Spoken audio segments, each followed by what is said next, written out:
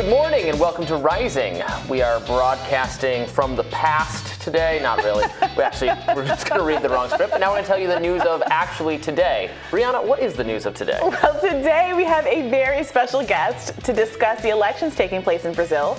And News Nation's Chris Steyerwalt previews the Texas gubernatorial debate hosted by Nexstar. But let's begin with the latest on Hurricane Ian. ABC News reports that Ian's winds have weakened to 65 miles per hour this morning, downgrading the hurricane to a tropical storm.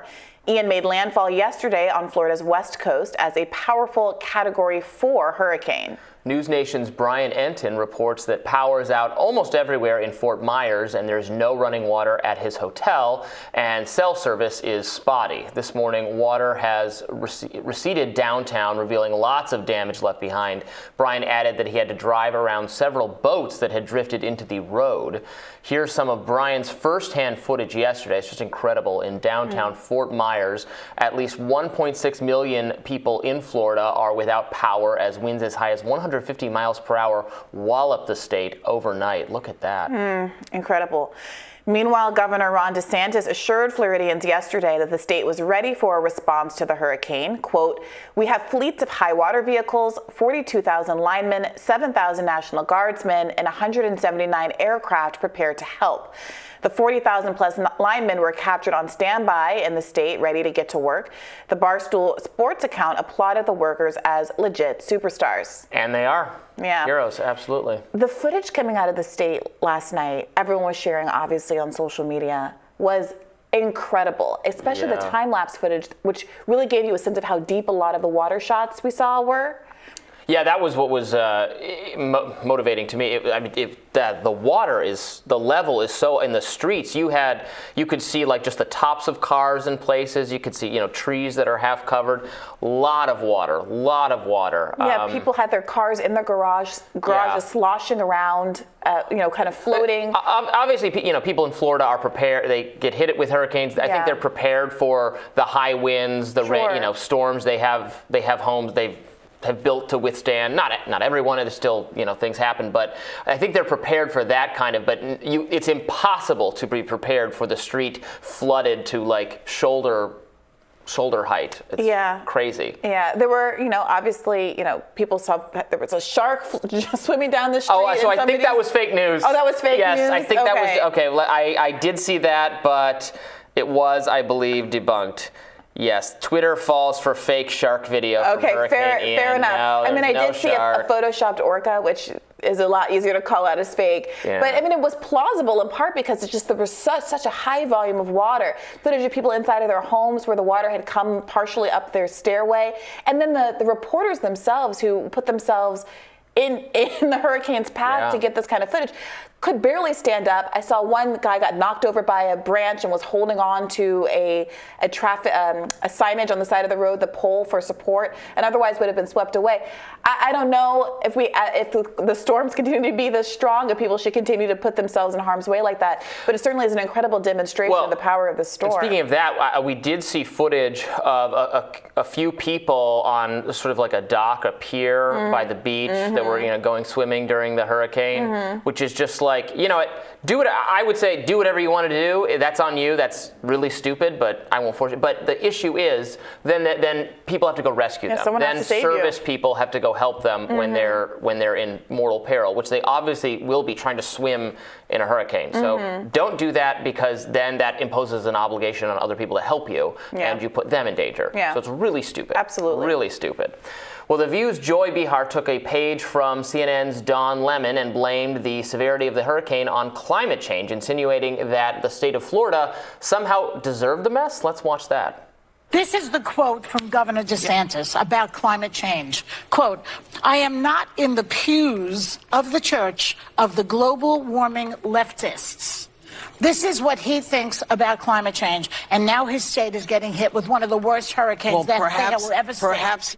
Yeah, I mean, look, like I've said, I accept that there is now, evidence, some evidence. A lot of scientific experts who study climate change do think that it is contributing or could contribute to worsening storms as ocean temperatures rise. Mm-hmm. That could lead to stronger winds.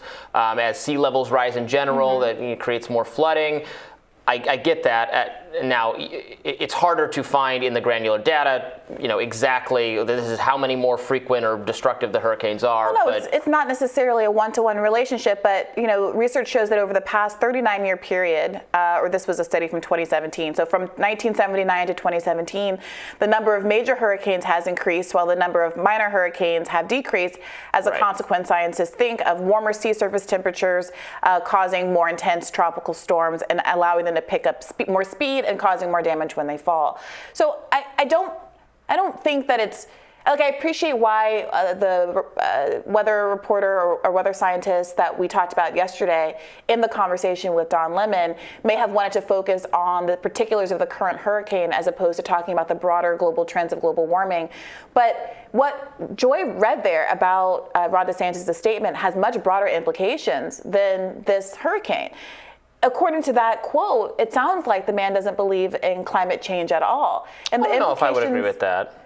He is not in the pews of the cult or choir, the church, excuse me, of well, that climate could just mean you don't agree with some of the solutions or the total focus on this issue, or what activists want in response to addressing it. Well, that's a little concerning for those of us who do believe in climate change and do believe it's one of the threats. I also believe in climate change. Although I was reading a very interesting, I'm going to throw my pencil here. I was reading an interesting article from Michael Schellenberg, who we had on to talk. He did in one of our debates on homelessness and drug addiction. Mm-hmm. And he was pointing out that over time, the deadliness of hurricanes has actually gone way, way, way, way, way down. Fewer people die in hurricanes in the past, in the 2010s versus 1970s versus the 1920s. Do we have better infrastructure, buildings, evacuate people, levees? Right, we have better technology. Okay, so that makes sense, but that doesn't say anything about the increasing severity of storms themselves.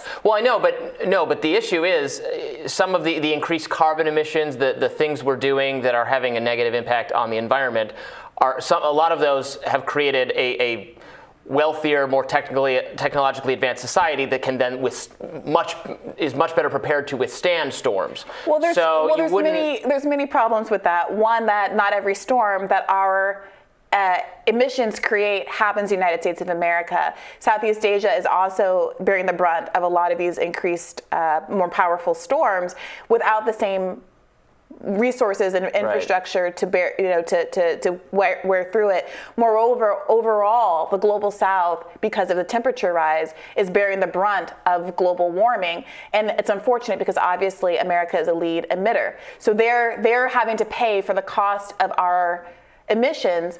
And that's going to eventually come back to bite us as we have to contend with the global migration patterns as people flee these now inhospitable places. There were how many days in India this year with triple-digit heat where thousands of people are dying in parts of the world just because it's too hot to go outside? But as those societies, absolutely, but as those societies become more affluent and more like the West or like the U.S. in terms of their technological progress, we would expect, whether or not storms get any worse, we would expect their deaths from extreme weather events to plummet the way ours has over time. So it's... Yeah, one would say that some would say that's the solution, to reinvest in progress and technology rather than live in the dark ages where people were dying of violent weather in a much larger proportion. So this year, thousands of people died from a heat exhaustion, heat stroke, heat-related ailments. Thousands of people died, including in China. Lots and lots of people die from air pollution. there are droughts and mass migrations that are caused by famines all across the world as a consequence of climate change today. So I do think there's something that seemed a little cruel about holding out that someday some technology is going to be invented that might bring global death rates in line when people are suffering right now as a consequence of our actions right now. Well, look, you never want to sound glib, of course, about people suffering. Yes, people are suffering around the world. Yes, there are still famines, there's still hunger, there's still disasters, all of those things. But basically on every scale, all of those things have gotten less deadly and less destructive over time. I mean, that's not true. It is true. That's not true. And you can read David Wallace Wells and others' extensive reporting about the enormous death toll that climate change is causing currently in the world.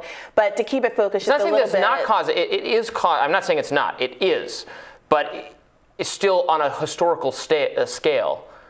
Fewer people are dying of these various things because we have progressed. Probably those kinds of metrics are deployed to derail people from actually addressing the issues that exist today. Because if you say, well, most people died of smallpox 100 years ago, so fewer people are dying of, Alzheimer's. Mm-hmm. Well, that's just a factor of people not living as long or people not having, the time to die of the things that people die of today. It doesn't actually mean it was a better world in the past, and it certainly doesn't mean that we don't need. It's not a better world in the past. I'm saying it's not a better world. That it's a better world now than it was in the past, and it certainly doesn't mean that we don't need to be addressing the real crises that are already here and that are only going to get worse as we go forward if we don't get the climate crisis under control. But we should definitely have a more fulsome conversation about that, because I do think people have a legitimate concern about whether or not a conversation about an ongoing crisis in Florida should be subsumed into a broader climate crisis conversation. So we'll try to make space for that at some point next week, perhaps.